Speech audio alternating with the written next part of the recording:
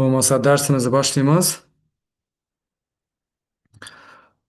O'tgan darsda ikki yaqin qo'shni algoritmini o'tgan edik. Kim aytadi nechta algoritm edi u? Takrorlab bersak.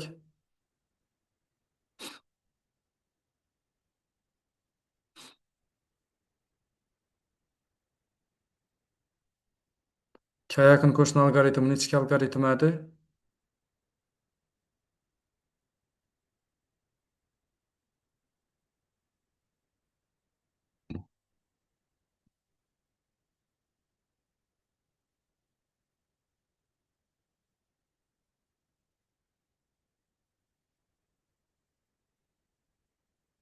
Kim aytadi?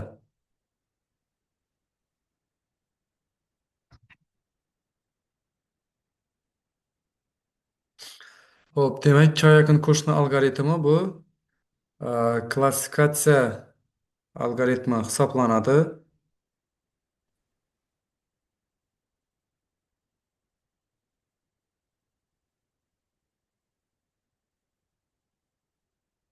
Klassifikatsiya algoritmi hisoblanib, bu yerda biza berilgan dataset uchun kyoto eng yaqin qo'shnini topishimiz kerak bo'ladi.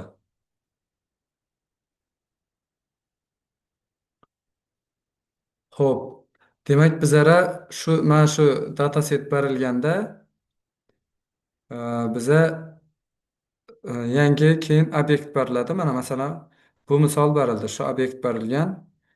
Shu obyektni qaysi klassga tegishli ekanligini topishimiz kerak. Birinchi bo'lib datasetni tushuntiraman. Qaranglar. Bu yerda 4 ta atribut bor. D attribute, E attribute, F attribute and G attribute. Tushunarli? 4 ta atribut, 5-inchisi klass. Bu atributni qiymatlar bor. D atribut mana numerik, sonlardan iborat faqat. Y atributimiz nominal, harflardan iborat. F atributimiz ham kategorik, ya'ni faqat 1, 2, 3 dan iborat. G atributimiz bu ham nominal, faqat harflardan iborat.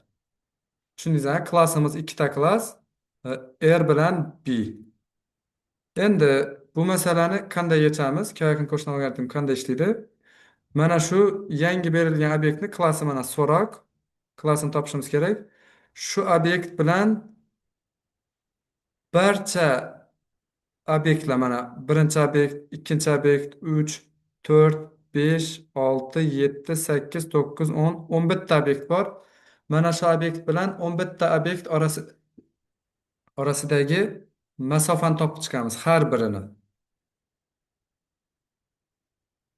Mana uni mana bu yerdan ko'rishlaringiz mumkin. Mana distance birinchisi bilan orasidagi masofa, ikkinchisi bilan orasidagi masofa, uchinchi yonida klasslar bilan yozib boryapmiz. Bu birinchini klassi, obyektni, ikkinchi obyektni klassi, uchinchi obyektni klassi. Va hokazo 11tasini ham topib chiqdik. Mana klassi bilan birga. Endi bu mana shu masofalarni tartibladik, sortirovka qildik o'sish tartibida mana. Va faqat klasslarini qoldirdik. Obyektlarni o'sish tartibida tartibladik va klasslarni qoldirdik. Endi teng 5 bo'lganda eng yaqin 5 ta qo'shnisini olamiz. Mana. Javob 80% B bo'ladi ekan. Endi teng 3 bo'lsa, 3 ta eng yaqin qo'shnisini olamiz, hammasi B. Demak 100% B bo'ladi ekan. 7 bo'lsa, 2 ta R, 5 ta B, ya'ni 72% ga tushadi ekan aniqligimiz. Endi mana bu 3 ta misolni vazifa qilgandik. Kim ishladi buni? Mana shu 3 ta misolni kim ishladi?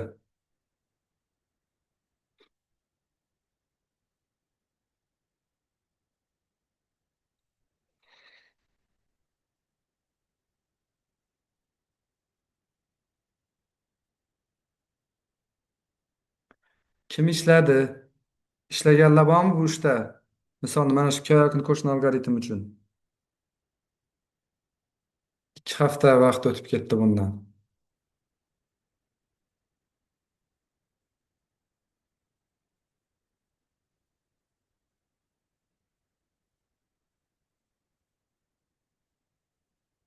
Xo'p, bo'lmasa xuddi mana shu algoritm, mana shu misollarni endi Pythonda dasturlash bilan misolini ko'ramiz. Mana datasetni o'zi kiritilgan, xuddi shu datasetni o'zi, klasslari ham kiritilgan, mana train test qilib.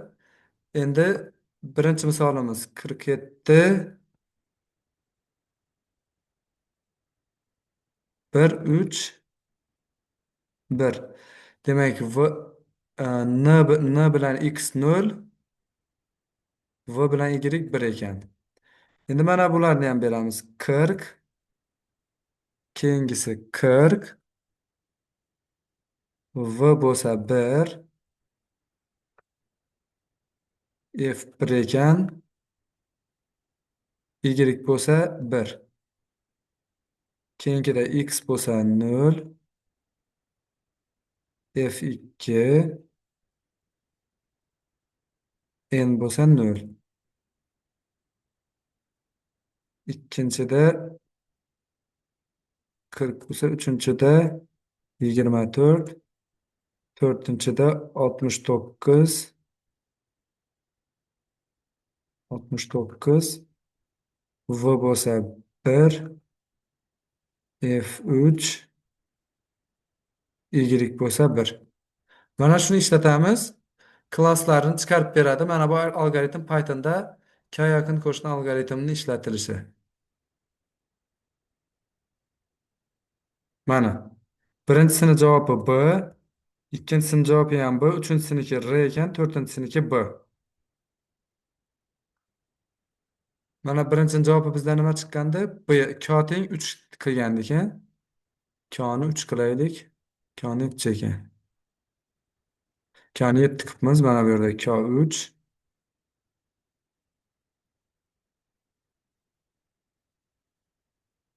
B b r b. Mana k ni 3 qildik. Mana bu yerdan 3 ni oladigan b. Birinchisini ham to'g'ri topdi. Bularni ham agar sizlar ishlagan bo'lsangizlar tekshirib qo'yasizlar javobini. B, buniki r, buniki b ekan.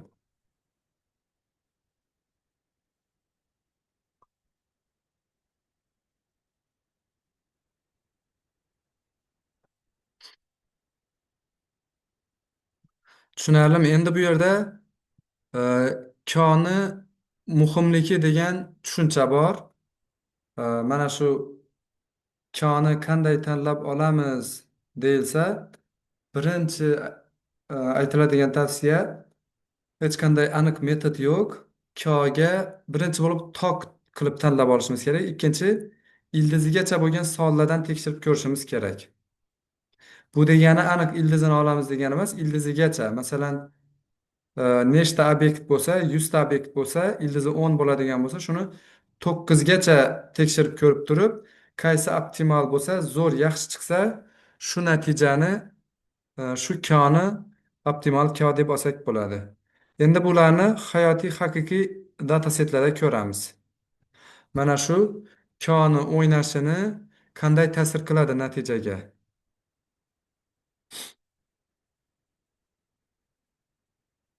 Mana VK dasturida ko'ramiz.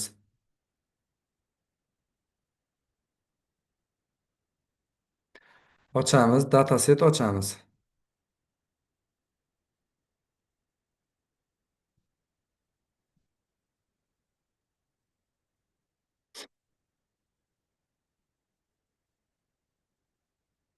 Dataga kiramiz va ixtiyoriy bir, masalan, mana TikTok degan datani ochamiz va Classify'ga o'tamiz. Classify degan menyuda nimani topamiz? K yaqin qo'shni. U lazy degan papkada turadi mana. IBK kiramiz va mana KNN. Birinchi bo'lib, birinchi buni nechta obyekt borligini ko'rishimiz kerak. Demak, 958 ta ekan. 958 ta degan taxminan 1000 deb oladigan bo'lsak, 30 ni kvadrati 900, 31 niki 961. 31 yetadi ekan. Demak, ildizigacha oladigan bo'lsak, eng oxirgi tekshiradiganimiz 31 ekan. Mana Deylik 31 ni berib ko'ramiz. Koni 31 qilib. Bu optimal degani emas. Mana 31 ni berganimizda aniqlik 75% chiqdi. Ko yaqin qo'shni algoritmda. Ko'rinib turibdi, mana 75% chiqdi. Endi buni yaxshilash mumkinmi desa, ha yoki yo'q deb javob beramiz. Chunki tekshirib ko'rishimiz kerak. Biz har bir koda pastga qarab, har bir kolada eksperiment o'tkazib boramiz. Agar yaxshilansa, ha, yaxshilab bo'ladi. Agar hech birida yaxshilanmasa, bo'ldi, mana shu optimal bo'ladi. Tepadan ham tekshirib ko'ramiz.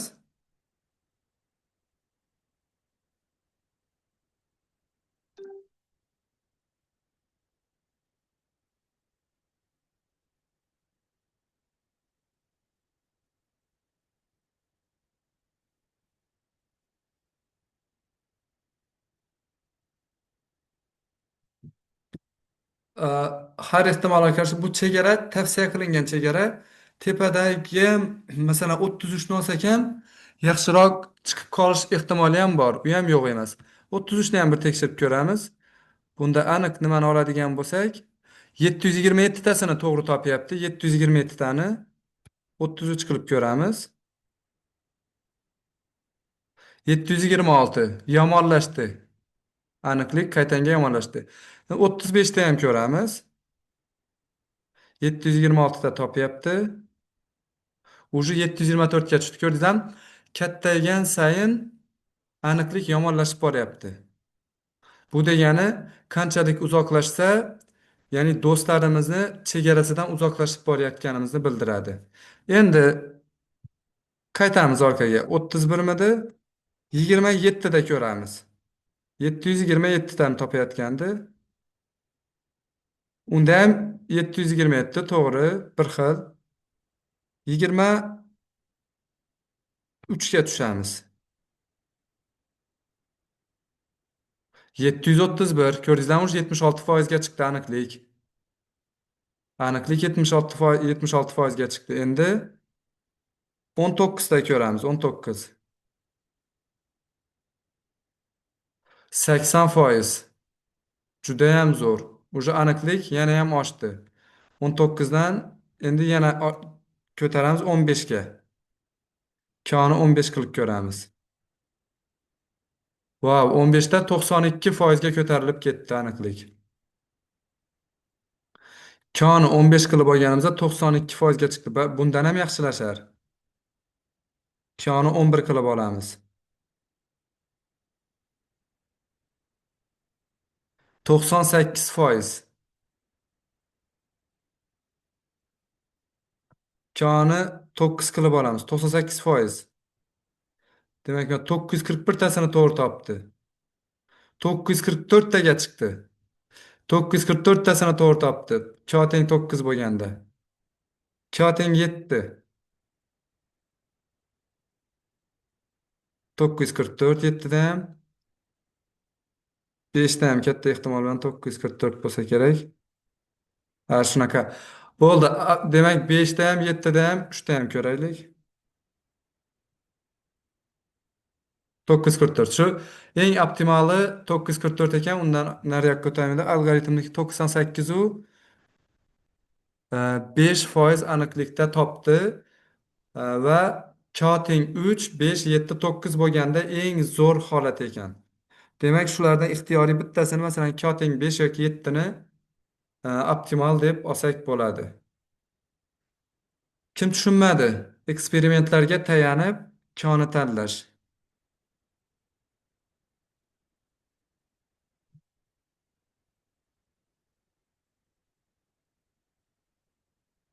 Savollar bormi bu koni tanlash bo'yicha?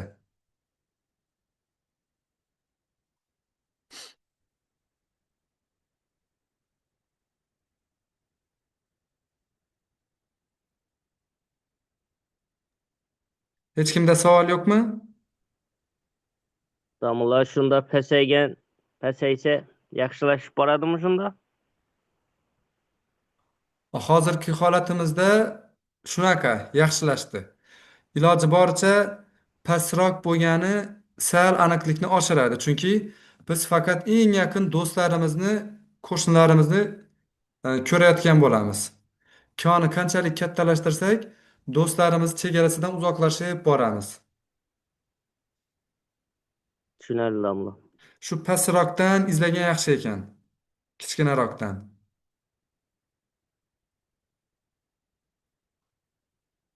Bo'lmasa keyingi algoritmimiz support vector machine, ya'ni SVM algoritmi. SVM deb yuritiladi. Demak, bu klassifikatsiya algoritmi, klassifikatsiya algoritmi bo'lib, ba'zan regressiya masalalarida ham ishlatiladi. Regressiya qilib ishlatsak ham bo'ladi, regression qilib, klassifikatsiya qilib ishlatsak ham bo'ladi.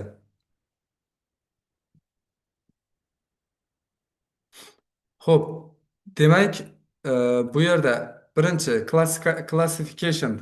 O'zi classification nima degani bu? Demak, klassifikatsion model bu e, berilgan bazadan foydalanib, training set deb aytamiz. Undan foydalanib model quramiz va yangi klass klassi noma'lum bo'lgan yangi obyektni klassini bashorat qilish uchun ishlatamiz. Demak, support vector machine bu SVM supervised machine learning algoritmi. Ya'ni supervised degan bu klassi bilan birga beriladi va buni biz klassifikatsiya va regressiya masalalariga qo'llashimiz mumkin. Ko'pincha SVMni klassifikatsiya masalalarida qo'llaymiz. Bu diskriminativ algoritm qaysi training datani oladi va model qurib, natijada mana shu model sifatida yoki bir chiziq yoki fazoni model sifatida tavsiya qiladi. Ya'ni biz keyin o'sha chiziq yoki o'sha tekstlik bo'yicha e, nuqtalarni yoki mana shu obyektlarni klasslarga ajratamiz. Bu algoritmda har bir obyektni biz n-dimensional, ya'ni n o'lchovli fazoda aks ettiramiz. Ya'ni oddiy nuqta bo'lsa ikki o'lchovli fazoda va 3-4 attribut bo'lsa, ya'ni attributlar, bizada attributlar bo'ladi. 4-5 attribut bo'lsa, har bir attribut bitta fazo degani. Demak, 4 ta attribut bo'lsa, bu 4 o'lchovli fazo degani. Shunaqa fazoda tasvirlaymiz har bir nuqtani.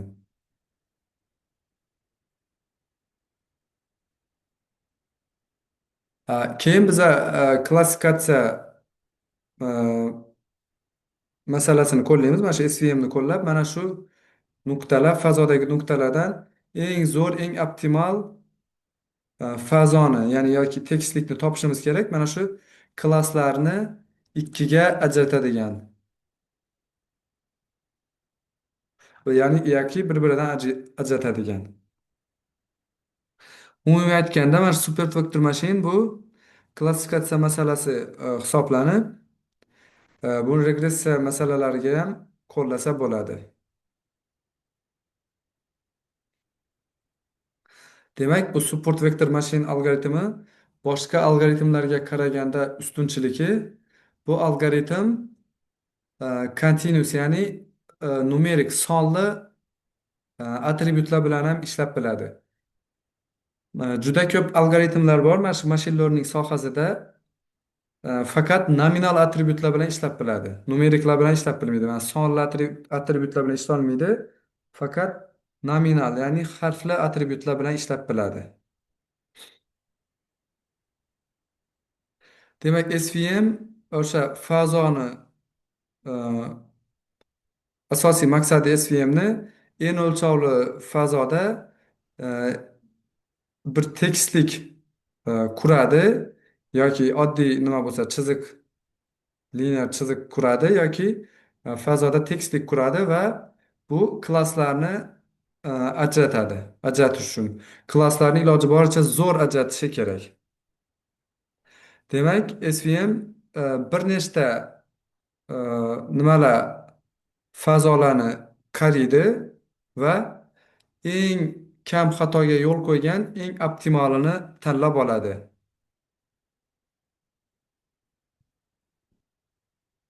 Demak, mana misolda ko'rishlaringiz mumkin. Mana shu ikkita klass ko'rib turibsizlar, ikkita klassni. Bu qora, bu ko'k. Demak, qanday qilib biz mana shu ikkita klassni ajratishimiz mumkin? Qanday chiziq bilan? Bu yerda ko'rib turganlaringdek judayam ko'p yo'llar bor. Mana bu ham ajratadi, bu ham, bu ham, bu ham judayam ko'p e, chiziqlar ajratadi. Mana bitta misol mana shu optimal chiziq hisoblanadi. Mana shu yerda ikkita klassni ajratish uchun. Mana shu ajratadigan chiziq mana shu yerdagi bu SVM model hisoblanadi. Mana ko'rib tursam ikki klassni bir-biridan juda ham zo'r ajratyapti va bu optimali. Bundan tashqari juda ko'p mana bunaqa nimalar bor, yana modellar, mana bu chiziqlar, lekin bu optimal. Nimaga optimal desa, keyingi nimada ko'ramiz. Bu SVMni asosiy maqsadi nima? SVM support vector nomi bilan support vector machine algoritmi. Demak, bizda mana qizil nuqtalar, qizil obyektlar bor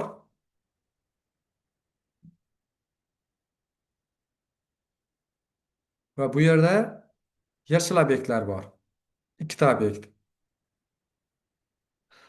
Endi bizni maqsadimiz shunaqa tekislik yoki shunaqa bir chiziq topishimiz kerak. Mana shu ikkita klassni bir-biridan ajratishimiz kerak. Uni ham optimal ajratishimiz kerak. Chunki mana shu model bo'lsa, yangi mana shu modelimiz bo'lsa, yangi kelgan obyekt mana bu yerga tushsa yashil bo'ladi. Mana shu chiziqdan chap tarafga tushsa qizil bo'ladi. O'ng tarafga tushsa yashil bo'ladi. O'shaning uchun bu chiziqni judayam optimal qilib tanlashimiz kerak bo'ladi. Demak, endi tushuntiraman sizlarga terminlarni. Demak, mana bu musbat fazo, musbat tekislik. Bu degani birinchi klass, birinchi klassni tekisligi. Mana bu manfiy tekislik, ya'ni ikkinchi klassni tekisligi. Mana qizillarni tekisligi bu. Endi mana shuni orasidagi masofa, mana bu degani eng yaqin nuqtadan o'tkazilgan bu tekislik. Ko'ryapsizlar? Bu ham eng yaqin nuqta, ikki nuqtadan o'tkazilgan. Bir-biriga eng yaqin ikki nuqtadan mana tekislik o'tkazilgan. Va shular orasidagi masofa eng katta maksimum margin deb aytiladi. Demak, margin, hoshiya. Mana shuni farqi, mana shu bizni maqsadimiz, asosiy maqsadimiz mana shuni maksimallashtirishimiz kerak. Iloji boricha juda ham kattaytirishimiz kerak. Bu degani modelga juda ham katta joy bor, katta space bor, ya'ni katta joy bor. Qaror qabul qilish uchun, yaxshiroq qaror qabul qilish uchun katta joy bor. U juda ham kichkina bo'lib qolsa, mana bu yaqiniga tushadigan obyektlarni qaror qabul qilishga qiynalib qoladi. Endi mana shu ikkita obyekt, eng yaqin ikkita obyekt, bular mana shu algoritmga berilgan nom, ya'ni support vektorlar deb ataladi. Ya'ni bular qo'llab-quvvatlovchi vektorlar hisoblanadi. Mana tekstga ham shunga asoslanib qurilyapti. Bular qo'llab-quvvatlovchi e, vektorlar va bu maksimum margin fazo. Demak, bu bizani o'sha SVM modelimiz o'rtadagi chiziq. Kimda nima savol bor hozirgacha?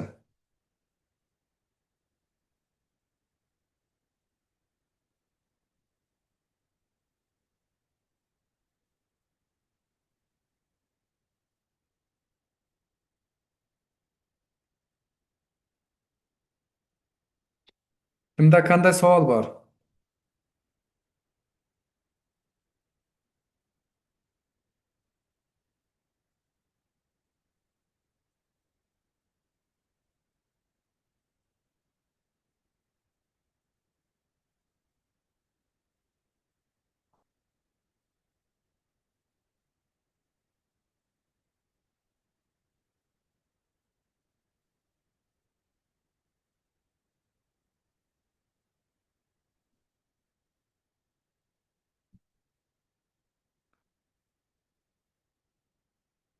Savol yo'qmi?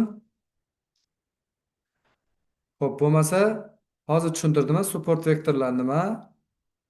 Fazo nima?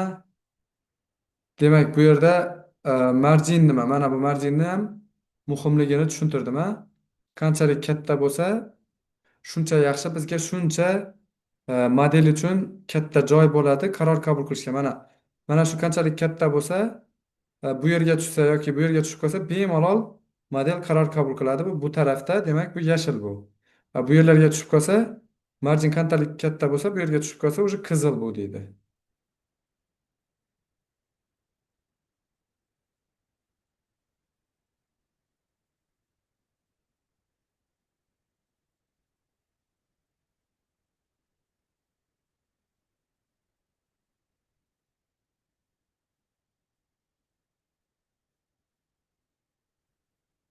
Xo'p, marjin nimaga muhim? Demak, biza ikkita klassni ajratadigan nima chizyapmiz, shu model. Demak, mana qora dumaloq bilan katta oq dumaloqlarni. Bu yerda judayam ko'p nimalar bo'lishi mumkin, chiziqlar. Lekin SVM eng optimalini topishga harakat qiladi. Ya'ni judayam ko'p iloji boricha ko'proq joy qoldirishga mana shu ikki klass orasida. Ya'ni bu marjin, boyagidek marjin deyiladi. O'sha marjinni maksimallashtirishga harakat qiladi. Demak, kattaroq marjin bu nimani anglatadi? Qaror qabul qilish imkoniyatimiz kattaroq bo'ladi. Ya'ni qaror qabul qilish imkoniyatimiz, to'g'ri qaror qabul qilish imkoniyatimiz kattaroq bo'ladi. Ya'ni modelni qobiliyatini to'g'ri qaror qabul qilish qobiliyatini oshiradi. Va ya'ni yana eng muhim nimasi, outlierga, ya'ni katta sonlarga, outlierlarga bu bog'liq bo'lmay qoladi. Ularga juda ham bir sensitiv, ya'ni ularga ta'sirchan bo'lmaydi. Katta qiymatli sonlar modelni xato ishlashiga sabab bo'lmaydi. Demak, agar yangi kelgan obyekt ozgina farqlansa ham, bu bizani modelimiz ozgina farq qilsa, qizilda yoki bir qaysidir klassda ozgina farq qiladigan bo'lsa ham, bu SVM model uni qiynalmasdan topadi klassini. Chunki unda yetarlicha marjini katta.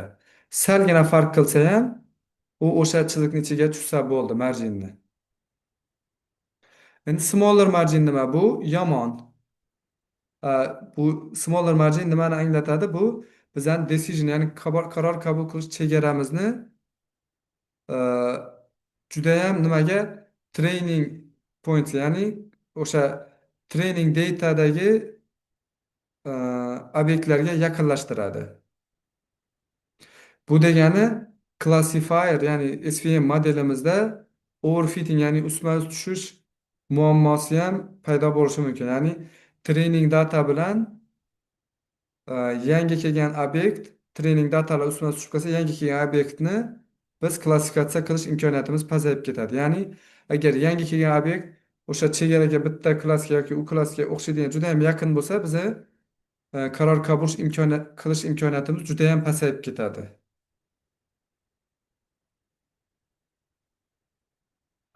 Xo'p, bizda e, hozir oddiy chiziq bilan ajratish mumkin bo'lgan e, nimani ko'rdik? Datani. Mana bu datani oddiy chiziq bilan bo'la olmaymiz. Mana bu chiziq bilan bo'la olmaymiz, bu chiziq bilan ham bo'la olmaymiz. Chunki aralashib yotibdi bu nimada. Mana shunaqa holatlarda nima qilsa bo'ladi? Mana shu ikkita klassni bir-biridan ajratishimiz uchun nima qilishimiz kerak?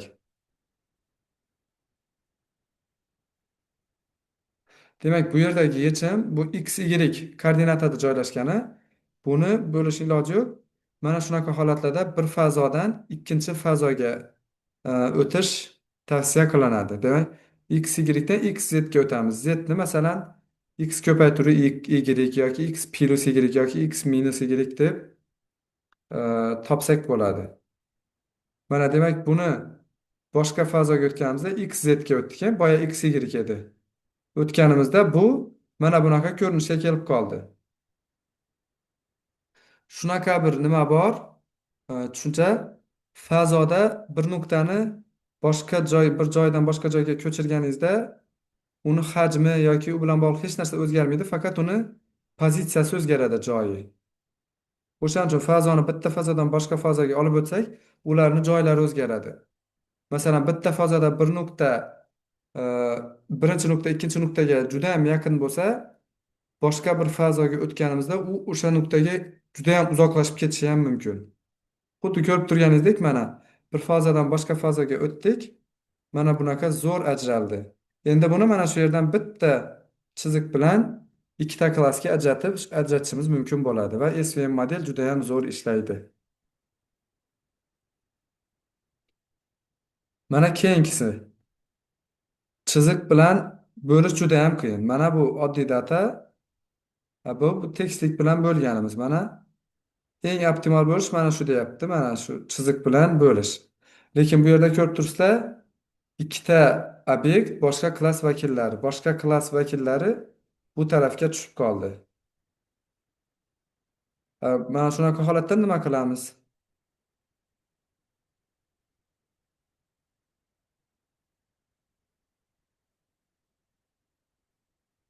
Bu bizani e, xato klassifikatsiya qilishga yetaklaydi. Chunki mana shu yerga obyekt tushib qolsa, buning yonidagilar qora bo'lib turibdi.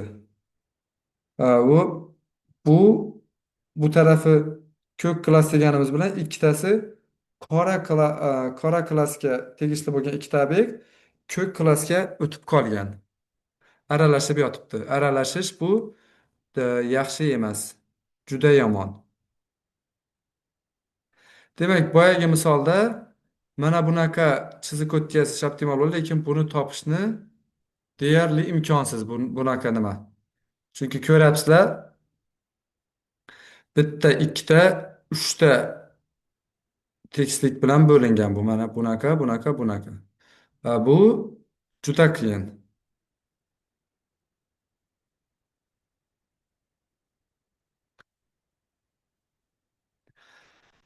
Keyingi misollarda ko'rishimiz mumkin va chiziqli ajratib bo'ladigan bilan chiziqli ajratib bo'lmaydigan dataga nochiziqli, ya'ni chiziqli ajratib bo'lmaydigan dataga misollar. Mana bu chiziqliga misol, mana to'g'ri mana shu yerda o'tkazib bo'lsak, buni bemalol teng 2 ga ajratamiz. Buni unaqa ajrata olmaymiz.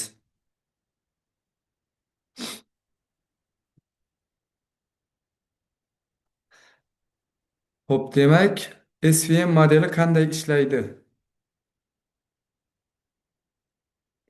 Demak, asosiy maqsad mana shu maksimum marjinni topish va iloji boricha ikkita klassni bir-biridan uzoqroq bo'lgan masofada ajratish.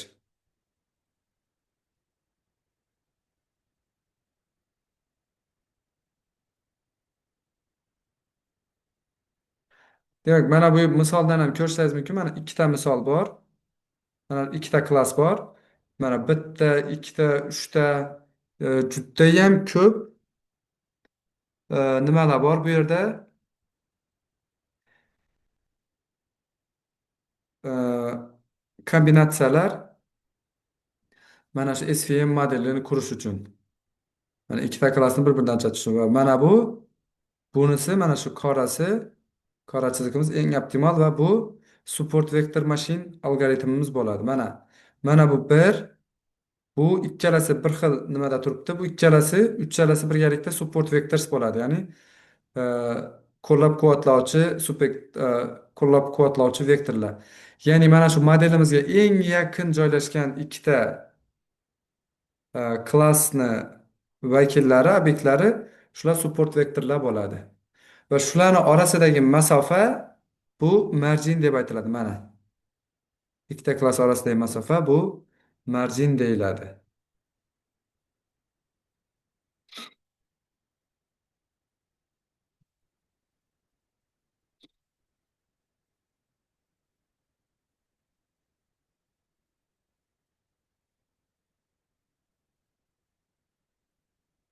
Demak, boyagidek e,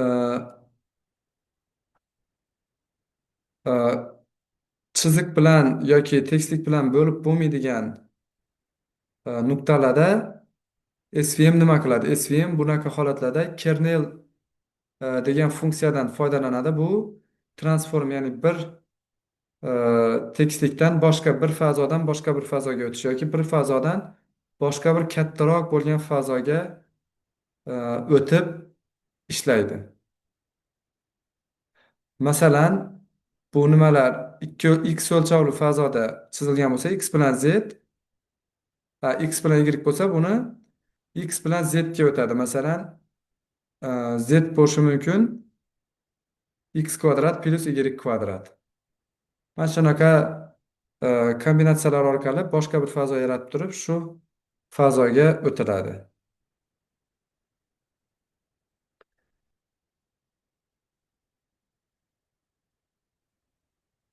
Va endi biz bu nimalarni oson bir-biridan ajratishimiz mumkin bo'ladi nuqtalarni. Mana bu masalan x bilan y da joylashgan bo'lsa, biza buni x bilan z ga o'tsak, boyagi x kvadrat plus y kvadratga mana bunaqa ko'rinishda bo'ladi vizualizatsiyasi. Va buni bitta mana shu yerdagi bitta tekstlik bilan yoki bitta chiziq bilan ajratishimiz mumkin bo'ladi.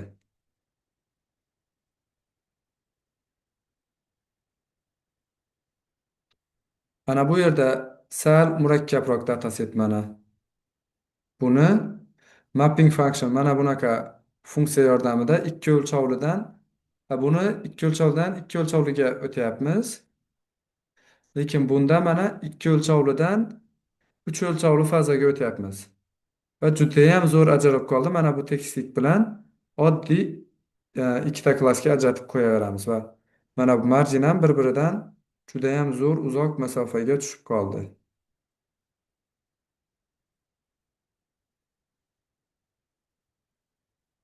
Mana bunda buni o'zi chiziq bilan ham bo'lib bo'ladi ekan.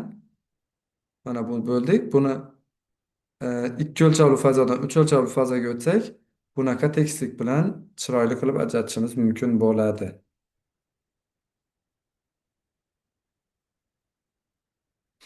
Xo'p, bizda parameter tuninglar bor. Birinchi regularization. Ya'ni bu C parameter. Bu SVM modellarida regularization parameter bu odatda mana shu S harfi bilan belgilanadi va shu marjinni maksimallashtirish uchun xizmat qiladi. Ya'ni e, marjinni kattalashtirib, xatolikni kamaytirishga yordam beradi. Katta C, mana shu C ni qiymatini katta qilib beradigan bo'lsak, bu modelimiz xatolarni yaxshi nima qiladi, yaxshi topadi. Har bir training example ne boyagi trainingdagi datani har birini to'g'ri klassifikatsiya qilishga harakat qiladi, lekin marjin kichkinaroq bo'ladi. Bu training data bilan yaxshi bo'lishi mumkin, lekin marjin kichrayadi. Marjin kichraysa, bilasizlar, oldin tushuntirdim. Marjin kichraysa, demak bizni klassifikatsiya qilish imkoniyatimiz ham pasayadi. Va marjin kichraydi degani bu overfitting ham bo'lishi mumkin. Ya'ni o'zi S degani bu xato klassifikatsiya qilishni darajasi degani. Demak, katta C degani demak xatolikni kattayishi mumkin. Kichkina C bo'lsa, C qiymatimiz kichkina olsak, bu bu degani ba'zi xatoliklar bo'lishi mumkin. Nimada? Training example'da, trainingda bo'ladi, lekin marjinimiz kattaroq bo'ladi. Marjin kattaroq degani model modelni qobiliyati kattaroq bo'ladi va e, umumiy klassifikatsiya yangi biza ko'rmagan klassni obyektni klassini topishimiz oson bo'ladi. Xo'p, keyingisi gamma parametr.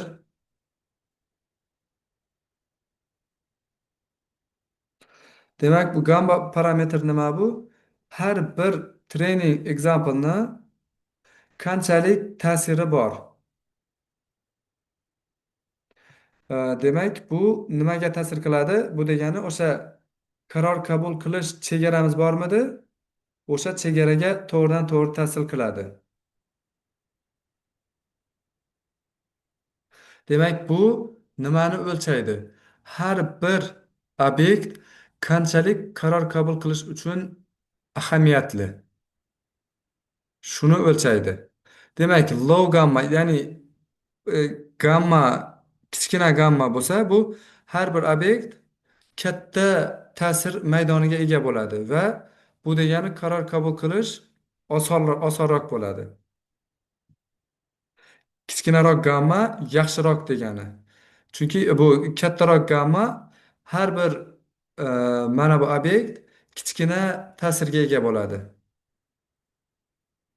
Ya kichkina bo'lsa bu keyin mana bu marjinimiz ham kichrayadi va qaror qabul qilish imkoniyatimiz murakkablashadi.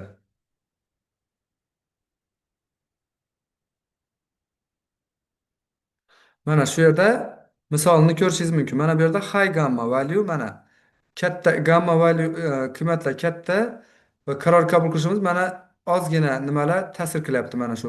Bu kadar uchtasi, bu yerda mesela ikkitasi mana shu nimaga ta'sir qilyapti. Har bir bu yerda obyekt judayam kichkina ta'sirga ega.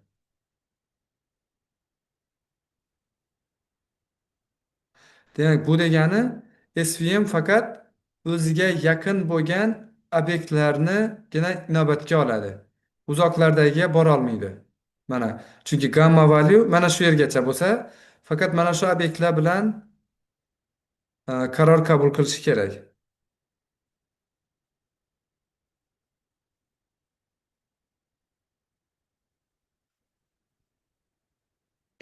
Endi low gammani qaraydigan bo'lsak, low gammada mana oxirigacha e, chizilgan nima oxirigacha yetib borgan. Demak, bu yerda har bir e, mana shu data point har bir nuqta katta ta'sirga ega. Model uchun ahamiyatli. Ya'ni SVM e, qaror qabul qilishda oxirgi nuqtalargacha yetib boradi mana. Bulargacha ham yetib borib hammasini inobatga oladi va aniqlik yaxshiroq bo'ladi.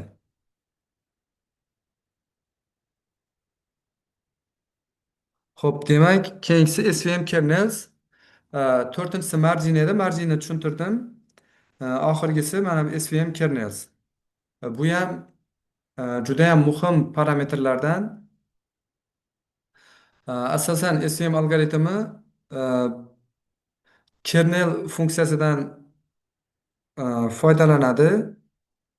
Demak, bu kernel bir fazodan ikkinchi fazoga o'tkazish uchun ishlatiladigan funksiya. Ya'ni SVM albatta bu funksiyadan ishlatadi, chunki haqiqiy hayotiy bazalar hamisha murakkab bo'ladi. Uni oddiy chiziq bilan yoki oddiy tekstlik bilan bo'lishni iloji yo'q hamisha. O'shaning uchun biz bir fazodan boshqa fazoga o'tib, shu o'tishimizda kernel funksiyasini ishlatamiz. Demak, bu SVM algoritmi kernel trick degan funksiyadan foydalanadi va masalan n o'lchovli fazoni oladi va uni kattaroq fazoga o'zgartirib beradi. Bir qisqa so'z bilan aytganda bu e, ajratib bo'lmaydigan o'zi bitta nima bilan non-separable ajratib bo'lmaydigan muammoni ajratib bo'ladigan muammoga o'tkazib beradi. klasslar bilan ajratib bo'ladigan masalaga aylantirib beradi.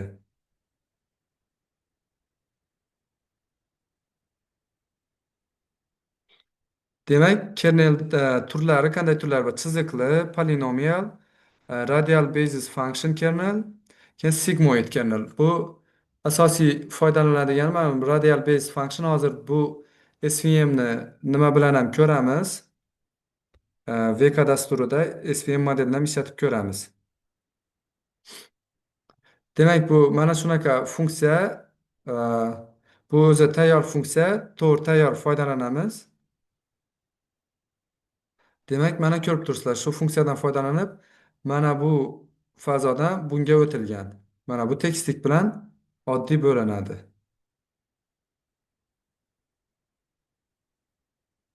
Mana bu, mana shu nimani boshqa tekstlikka o'tsak,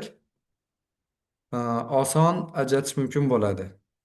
Demak, bu Gaussian, sigmoid va polinomial kernel metodlar bular mana shu formulaga asoslangan holda ishlaydi. Mana shu funksiyadan foydalanadilar bo'lishda, ajratishda. Mana.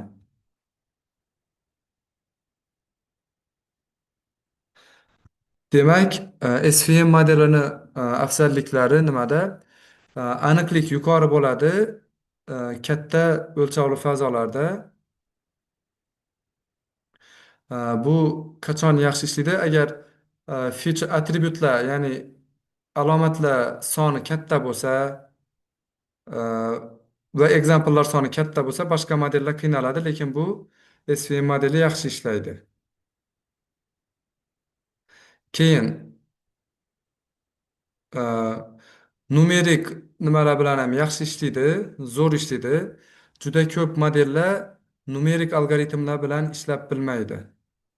Va bu algoritm numerik algoritmlar bilan ishlab biladi va SVM mana bu non-separable, ya'ni boyagi ko'rsatgandek murakkab joylashgan e, nuqtalar bilan ham ishlab biladi. Boshqa modellar chiziqli yoki oddiy bo'ladigan nima ajratadigan modelni ishlab bilmaydi, chunki u murakkab.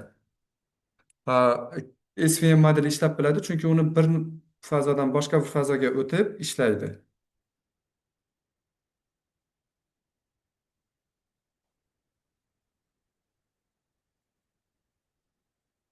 Xo'p, mana bu yerda xuddi shunga SVM ni qo'llaymiz endi.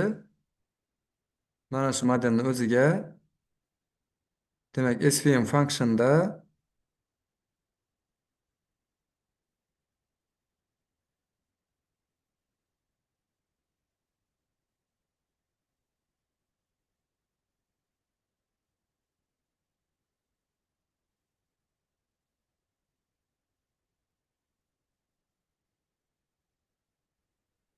xo'p, mana bu yerda ko'rishimiz mumkin.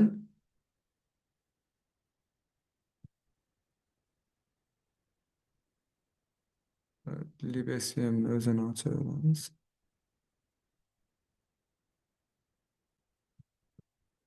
Mana ko'rib turganlaridek kernel type radial basis tanlangan o'zi. Mana polinomial, sigmoidlar bor, linear, mana bu 4 turi bor. Radial basisni o'zi tanlanib turibdi. Boyagi hozir ko'rgan kernelimiz. Endi buni ishlatamiz. Mana bu 87% aniqlikda ishladi SVM modeli mana shu algoritm uchun. Mana shu datasetda 87% ishladi, aniqlikka erishdi. Va buni oldingi nima bilan solishtiradigan bo'lsak, ko'yaqin qo'shni taxminan 90-98% aniqlikka erishgandi. Ko'yaqin qo'shni algoritmi SVMdan mana bu datasetda yaxshiroq natijaga erishdi. Buni ham sal optimallashtirish mumkin. Boshqa kernelda qo'yib ko'ramiz. Sigmoidda masalan qanaqa chiqadi ekan aniqlik.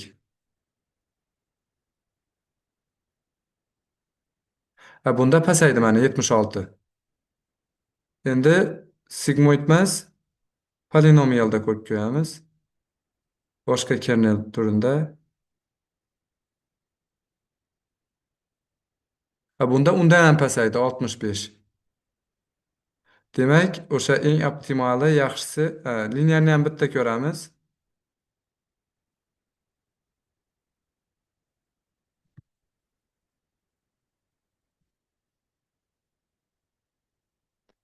Oho, bu chiziqli ekan SVMda.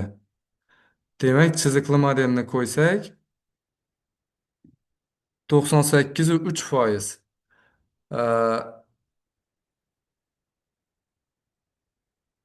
Nimadan ham Koyagin qo'shni algoritmidan ham yaxshi ishladi bu. libSVM. Endi bu yerda SVM ni o'zi bu ham 98,3. Ha. Demak, libSVMda biz mana shu chiziqli nimani tanlaganimiz ma'qul ekan. Radial base function'ni tanlaganimizda aniqlik 87%ga tushdi.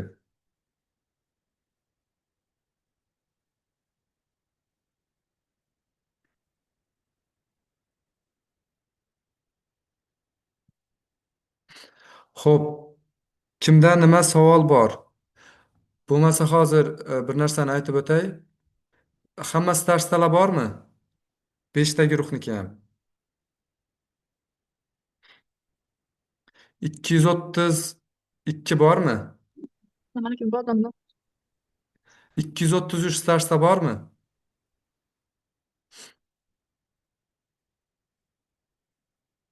234 darsda bormi?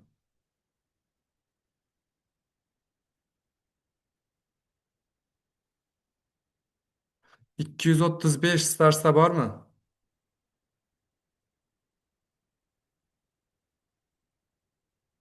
Yo'q, o'xshaydi bizda ham starsda odamlar. 236 darsda bormi? Darslar hech biri yo'q shekilli.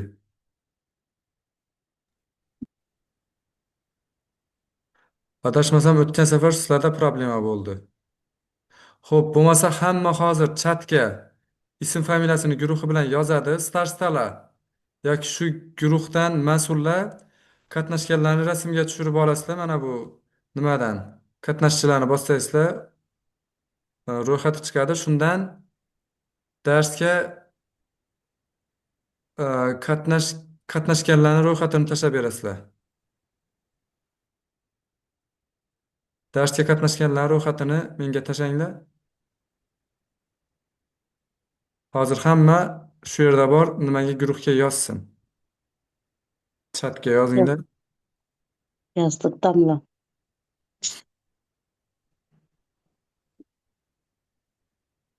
Starsdalar menga ro'yxat qilib tashlanglar.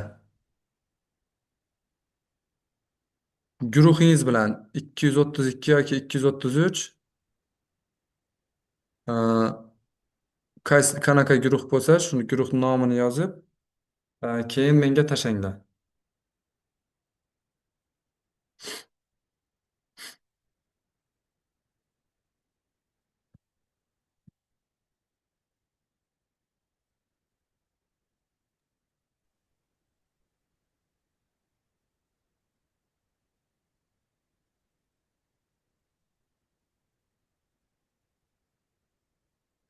Xo'p, dars bo'yicha kimda nima savol bor?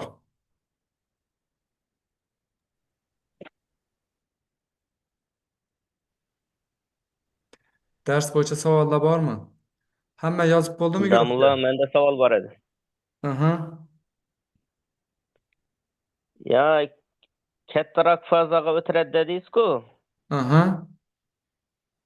Shuni kichikroq fazaga o'tirish ham mumkinmi? Xo'p, kichikroq fazaga o'tkazsa, o'tkazib bo'lmaydi. Uni Noaniqlik o'tkazsa, bo'ladimi? aniqlik pasayadi qaytaniga. Bir fazodan shu o'lchamli, kamida shu o'lchamli fazoni o'ziga o'tish kerak. Masalan, ikki o'lchovli fazada bo'lsa, ikki o'lchovli fazada ikki o'lchovli fazaga o'tgan yaxshi, bir boshqa usullar bilan. Yoki ikki o'lchovdan katta o'lchovliga o'tganda ko'proq joy bo'ladida, ko'proq maydon bo'ladi. Shunda uni ajratish osonroq bo'ladi. Masalan, ikki o'lchovlidan bir o'lchovliga o'ta olmaysiz-ku. ko'proq, kattaroq o'lchovlarga o'tsa bo'ladi, ularni ko'paytirib, qo'shib, ayirib. Lekin kichkinaga o'tish, naborot pasaytiradi yana.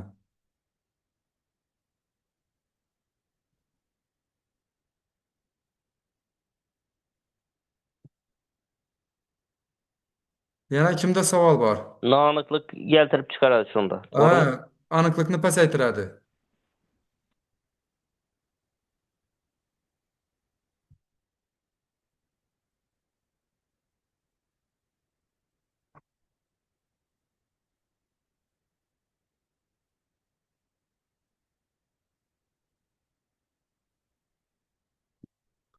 Boshqa savollaringiz yo'qmi?